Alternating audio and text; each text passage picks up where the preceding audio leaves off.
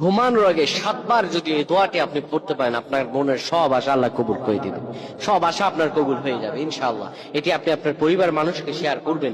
এটি আপনি যখন দেখবেন শেয়ার করবেন, এটি আপনার একটি শেয়ারে আপনি আমল না করে সওয়াব পেয়ে যাবেন। জানেন সেটা কিভাবে? আপনার এই আমলটি যদি অন্য কেউ শুনে আমল করে, আপনি আমল না করে আর সওয়াব পেয়ে যাবেন। সুবহানাল্লাহ। কত সুন্দর ইসলাম, সুন্দর।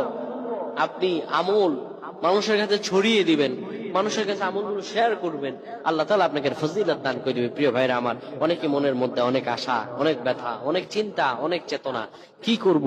আপনি আল্লাহ আপনার শব্দ কবুল করে নেবেন।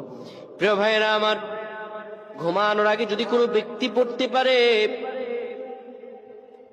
ঘুমানোর আগে ওযু করার পরে 7 বার যদি পড়তে পারে, ইয়া রব্বানা ইয়া রব্বানা ইয়া রব্বানা, হে আমাদের রব, হে আমাদের রব, আল্লাহুম্মা উগফিরলি।